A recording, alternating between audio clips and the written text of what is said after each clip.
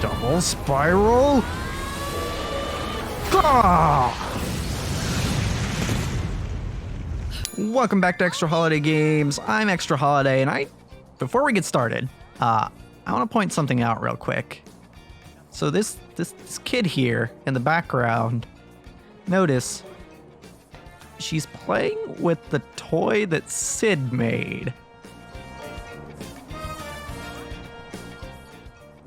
They didn't have to do that. The makers of this game did not have to make it so that after you complete the quest, the kids in Banga play with the toy that he made. But they did.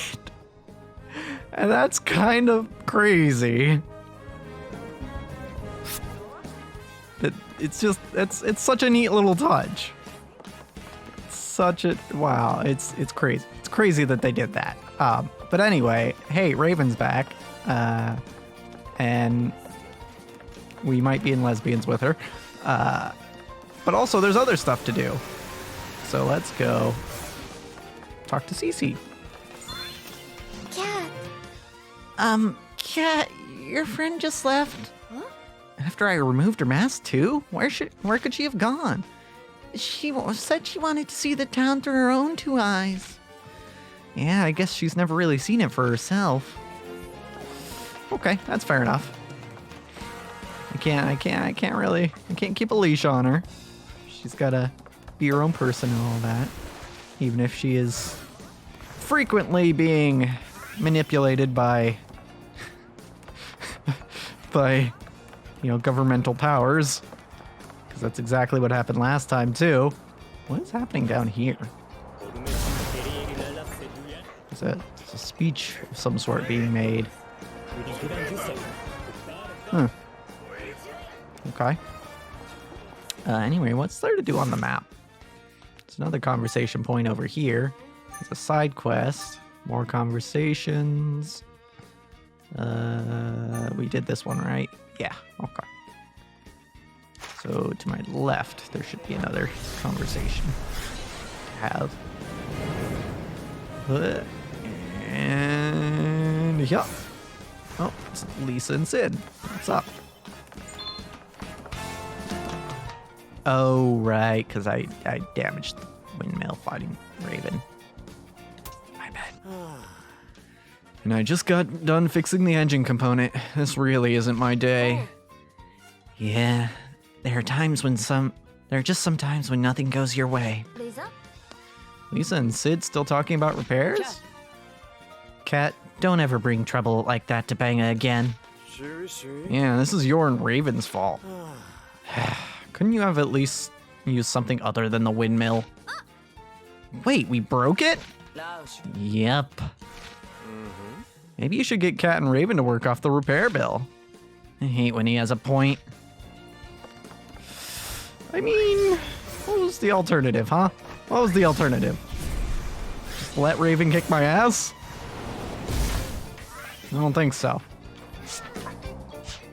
Self-defense. Alright. Let's go over here. Talk to this person with an uneasy feeling. So I notice I have about half my special gauge right now. I assume left over from the fight. I didn't realize it carried over between outside of combat segments. I guess, it would make some sense.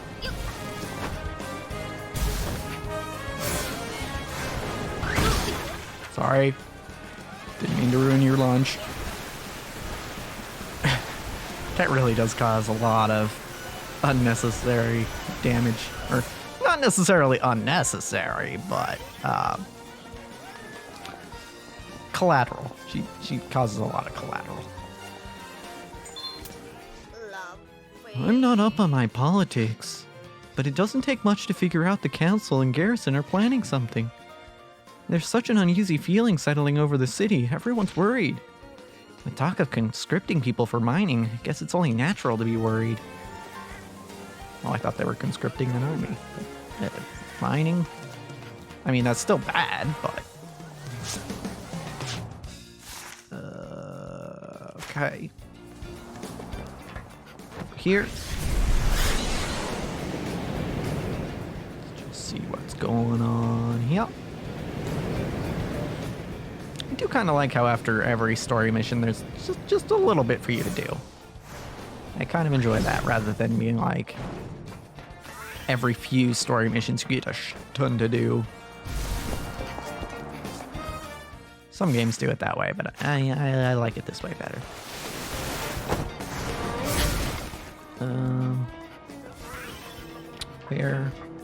Where is conversation? Is it down here? Might be down here. Oh, there's gems over there. It's not a conversation, but it's maybe worth a little more, actually. Just slide along, grab these. Yeah. Oh, more? Okay. Grab more. Oh, and hey, look, there's even more. Yeah!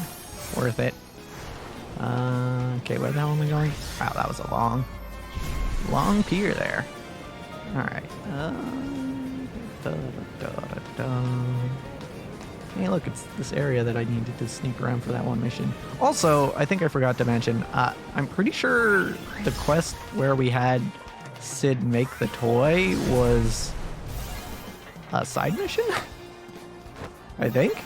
So, not only did they make it so that the kid plays with the toy, right? Granted, it appeared in a main mission, but I think the one where we actually had to go out of our way for Sitting to make it for the kids was a side mission. So not only did we have to go out of our way to do that mission, but also the devs went out of their way to do that, despite the fact that, you know, it's not even relevant until you do a specific side mission, and that's crazy. Crazy to me that they would put that sort of attention to detail in the game. Not that this game isn't worth that sort of attention to detail, but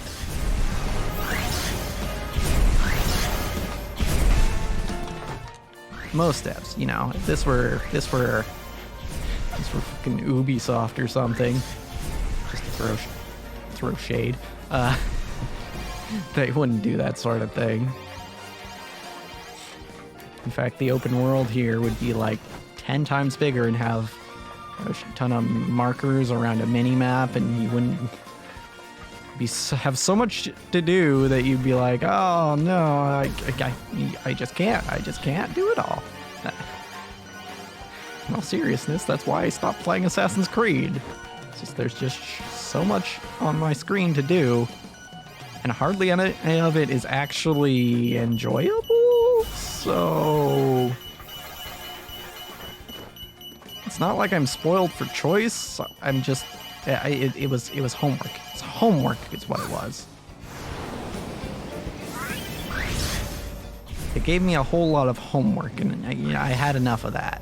I've had enough homework in my life. Thank you. Don't need any more. And that's why I don't like Ubisoft games. The Ubisoft open worlds, I should say, because, you know, they make other things. But, like, nowadays, it's mostly those. Got your Assassin's Creeds, your Far Cries, your, I don't even remember the others, but there are more. It's just, everyone was like, oh, Skyrim did so well. That must mean that it did everything perfectly, so let's just copy the exact same game a billion times. Right, exact same game structure. And yeah, that's why I got tired of open world games. After Fallout New Vegas, that was the last one that I really enjoyed until Breath of the Wild, which is very different from the sorts of open world games we've been discussing. because in Breath of the Wild, everything you find and everything you do, first of all, it doesn't overload your map with fucking markers. You can do that yourself because it gives you the option, but by default, it doesn't really show you a whole lot on the minimap, and that's good.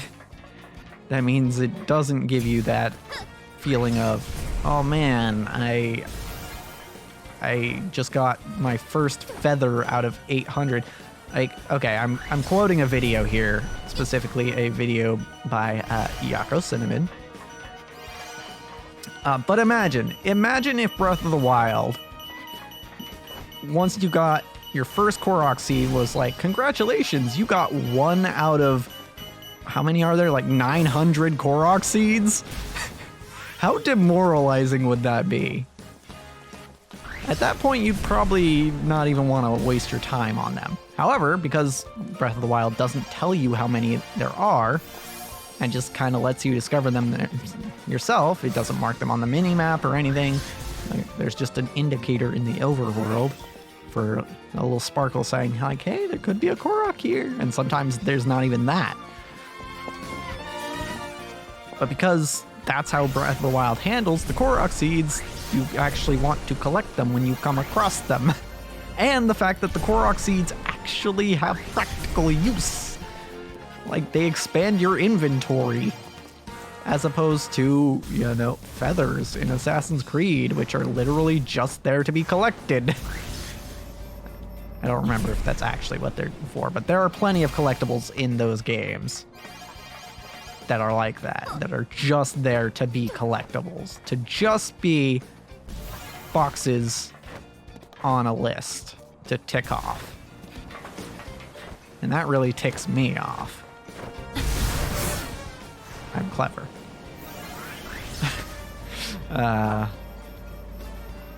Yeah. Yeah, so haven't really played a whole lot of open world games aside from Breath of the Wild since New Vegas. I was tempted to try Fallout 4 because honestly, if you, of all the settings, one of my favorite settings, well, can I say this? I don't know. When it comes to the options for open world games, Fallout probably has one of my favorite settings. Just this retro future post-apocalyptic place is cool to me. I enjoy the world of Fallout. And I was tempted to try Fallout 4. But when I heard one of my favorite things about New Vegas and 3, because I also played 3, one of my favorite things about those two games is, like, well, much like D&D, you can approach a problem from multiple angles, right? You could fight your way through it, of course, but also you could try to talk your way out of it. You could try to, you know, sneak through it, right? It gave you options on how to deal with each mission.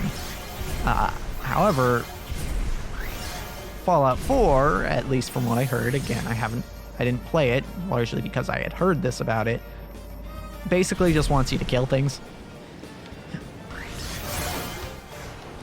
And so I wasn't very interested. I was like, okay. And then Fallout 76, that came out at a time where I didn't have the internet to play an online thing like that. And also it was, according to all reports, it was just kind of bad. So, yeah, Bethesda, could you, like, make a good open world again instead of just throwing all sorts of shade this episode? But hey, Bethesda, instead of releasing Skyrim again, maybe overhaul how you make your open world games. Okay. Maybe now that you're owned by Microsoft. Yeah, that was... By the way, I have played Skyrim. And I played it after I played New Vegas. And that Skyrim might have actually been the game that made me like, no more open worlds. Because I started playing it and I was like, okay, it's Skyrim. I know it's a big game, but me being me, I wanna 100% it. And then I started doing all the side quests and stuff. I'm like, this is boring. Got bored. And then I was like, okay, well, I guess I'll just finish the main quest. And then I started doing the main quest, and I'm like, I'm bored. I should note, right, as much as I talk about... Oh, I forgot I could do that. It's funny. As much as I talk about D&D on this channel, I'm actually not a huge fan of fantasy settings. So it's kind of funny. It's kind of funny. Things like Skyrim or Lord of the Rings don't really appeal to me that much. So, I don't know. It's weird. It's weird. But hey, we found the guy we were trying to talk to, or wanted to talk to earlier. I heard a rumor from someone who came back on a ship. He said more and more airboats and miners are going missing. Also said the gravity storms are growing, making the mining sites more unstable. Still calm around these parts, but anyone out on an airboat better be careful. Yeah, I wouldn't want to get dragged into another gravity storm. Yeah, I've been through enough of those already. And hopefully, we won't get dragged into any more next time. Because, as for this episode, that's a wrap.